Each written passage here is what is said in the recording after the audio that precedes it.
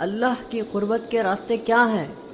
تو فرمانے لگے کبھی اس ماں کو دیکھا ہے جو پہلی مرتبہ اپنے بچے کو زمین پر کھڑا کرنے کی کوشش کرتی ہے؟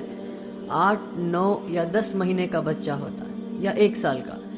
جب اس کو پہلی دفعہ کھڑا کرتی ہیں تو اپنی دونوں انگلیاں اس کے ہاتھ میں دیتی ہیں، پھر اپنے ہاتھ چھڑوا کے پیچھے ہو جاتی ہے. اب بچہ ماں کی طرف پہلا قدم اٹھانے لگتا ہے، ابھی پہلا قدم اٹھا نہیں سکتا. ماں فرتے جذبات میں دوڑ کر اس کو پھر گلے لگا لیتی ہے. جب بندہ اس بات کا عزم کرتا ہے میرے رب تو کتنا میرا کریم رب ہے، اب تک میں نے کتنا تجھ کو ناراض کیا، آج کے بعد یا اللہ میں تیرے حکموں کو نہیں توڑوں گا، میں پوری کوشش کروں گا کہ یا اللہ میں تیرے حکموں کو پورا کروں، کمی بیشی رہ جائے تو معاف کر دینا.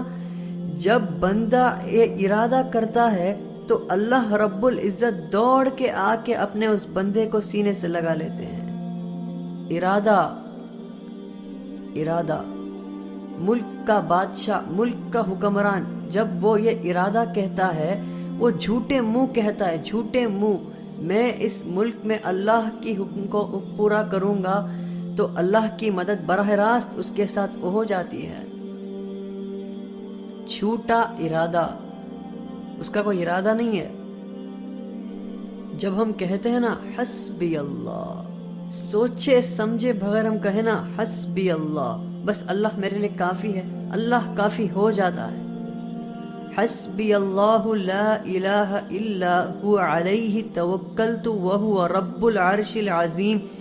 میرے دوستوں، یہ وہ دعا ہے جو دن میں کوئی 7 مرتبہ شروع میں اور شام میں پڑھ لے تو پورے دن کے لیے، اور یہ وہ واحد دعا ہے جس کے بارے میں اللہ کے نبی نے فرمایا یہ میرا کوئی امتی اگر دھیان کے بغیر بھی پڑھے گا اللہ سارا دن اس کے ساتھ ہو جائیں گے. حسبی اللہ، میرا اللہ میرے ساتھ ہے. کبھی اکیلے میں بیٹھنا، اللہ سے اپنی گناہوں کی معافی مانگ کے پھر تھوڑی دیر میں دل کو ایک تسکین ہوگی، 2 آنسو نکلیں گے، سمجھ جانا اللہ نے خوش ہو کے معاف کر دیا.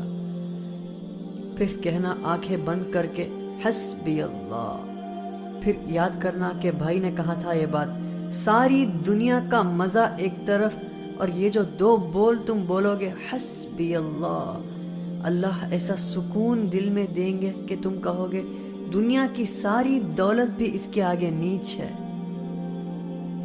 حسبی اللہ. ہمارا مسئلہ نیکیاں کرنا نہیں ہے، نیکیاں تو ہے، ہمارا مسئلہ برائی سے بچنا ہے. برائی سے نہیں بچا جاتا.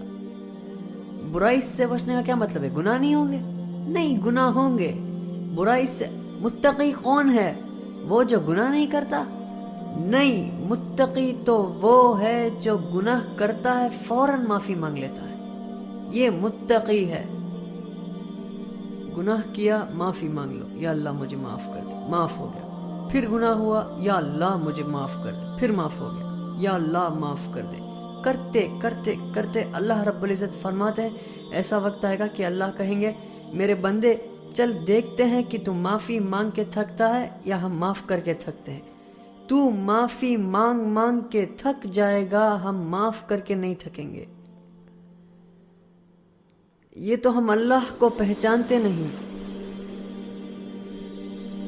اب دیکھو یہ اسکول میں تو سبھی گئے ہوں گے، 8 بجے کا ٹائم ہے بھائی، 8 بجے اسکول میں جانا ہے. 8 بجے نہیں پہنچے گے تو کیا ہو جائے گا؟ گیٹ بند ہو جائے گا. اس کے بعد گھسنے دیں گے اندر؟ نہیں گھسنے دیں گے. چلو بھائی باہر نکلو، گھر جاؤ. اب ادھر مؤذن اذان دیتا ہے، اللہ اکبر اللہ اکبر. اس رب سے بڑا کوئی نہیں ہے، یہی سب سے بڑا ہے. اب اذان ہو گئی. اذان کے بعد اللہ رب العزت کا حکم آنا چاہیے تھا، چلو بھائی بند کرو، مسجد کو بند کرو، کوئی مسجد میں نہیں داخل ہوئے گا. لیکن نہیں، مؤذن سے کہا رک جاؤ رک جاؤ، ابھی تو میرے بندوں نے اذان سنی ہے، انہیں 15-20 منٹ تو دو. ابھی میرے بندے کاموں میں لگے ہیں، ابھی آئیں گے، میرے بندے ابھی آئیں گے.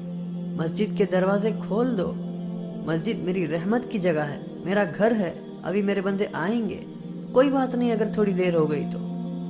15-20 منٹ کے بعد نماز کھڑی ہونے لگی. اللہ اکبر اللہ اکبر, قد قامت الصلاۃ قد قامت الصلاۃ, نماز کھڑی ہونے لگی ہے, نماز کھڑی ہونے لگی ہے. اب تو کہہ دینا چاہیے تھا اللہ کو, مؤذن سے, چلو جاؤ اب جا کے گیٹ پر تالا لگا دو, ہونا چاہیے تھا. بھائی سمجھ میں آنے والی بات ہے, 8 بجے اسکول بند ہو گیا, اب نہیں آ سکتا کوئی اندر, اب اللہ تو اسکول سے بڑا ہی ہے. لیکن نہیں, تالے نہیں لگانا, کوئی بات نہیں, تمہاری نماز کھڑی ہو گئی تو پیچھے سے میرے بندے آ رہے ہیں, کھول کے رکھ دو. اتنے میں جناب بھائی پہنچے. اللہ اکبر. مولانا نے نماز پڑھنا شروع کیا. الحمدللہ رب العالمین الرحمن الرحیم. بھائی پہنچ گئے. یا اللہ میں کیا کروں؟ چپ کر کے کھڑا ہو جائے اس کے پیچھے. یا اللہ میری تکبیر اولا مل جائے گی. مل گئی. رکوع کے اندر جانے لگے, رکوع میں چلے گئے, پیچھے سے بھائی دوڑے ہوا ہے. یا اللہ میں کیا کروں؟ چپ کر کے کھڑا ہو جا. یا اللہ میری نماز. چپ کر جا, کھڑا ہو جا.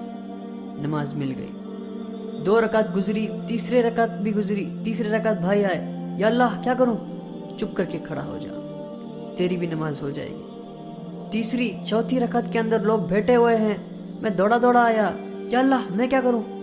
چپ کر کے کھڑا ہو جا, بیٹھ جا, اتحیات پڑھ لے, اور سلام پھیرنے کے بعد جتنی جتنی تمہاری رکعتیں ہیں رہ گئی ہیں پوری کر لو, میں نماز قبول کر لوں گا. اتنے میں یہ ایک بھائی بھاگے ہوئے آئے. جب سلام پھیرا, یا اللہ میری نماز رہ گئی. تو میرے نبی کا ارشاد ہے, کوئی نماز کے ارادے سے مسجد آئے اور اس کی جماعت چھوٹ جائے تو اللہ اس کو پوری پوری جماعت کا اجر دیتا ہے. سبحان اللہ. تو ایسا اللہ ہے میرا اللہ. شیطان کو 2 دفعہ تمہیں دھوکہ دینے مت دو. پہلی دفعہ اس نے دھوکہ دیا گناہ کرا کر, اب وہ دوسرا دھوکہ دے گا. توبہ کرنے کا کیا فائدہ ہے, تیری تو توبہ قبول تھوڑی ہونی ہے. اس کو بولو, اے بدوقت, جب تجھے اللہ نے جنت سے نکالا تھا تب تو نے اللہ سے 10 دعائیں مانگی, اللہ نے ساری پوری کی. تو میں تو اللہ کا فرما بردار ہوں, میں تو کلمہ وہ ہوں, جب میں مانگ پڑوں گا تو میری نہیں مانے گا اللہ. میرے عزیز دوستوں, جب آپ گناہ کی توبہ کرتے ہیں تو پتہ ہے کیا ہوتا ہے؟ جب ہم توبہ کرتے ہیں اللہ اس گناہ کو معاف کر کے نیکی میں بدل کے آخرت کا توشہ بنا دیتا ہے, اور آپ ایسے ہو جاتے ہیں جیسے آپ نے اس گناہ کو کیا ہی نہیں. یہ تو ہماری بدقسمتی ہے, ہم نے اپنے آپ کو اللہ سے دور کیا ہوا ہے. یہ وجہ ہے میرے دوستوں, جب ہم دعا کرتے ہیں تو دعا قبول نہیں ہوتی ہے.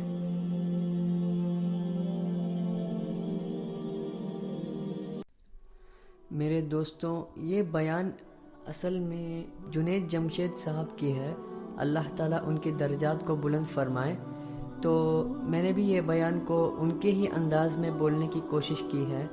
اگر آپ لوگوں کو یہ سن کے اچھا لگا تو اسے زیادہ سے زیادہ لوگوں تک پہنچائے اور شیئر کرے, تاکہ مجھے اور آپ کو اس کا زیادہ سے زیادہ اجر ملے.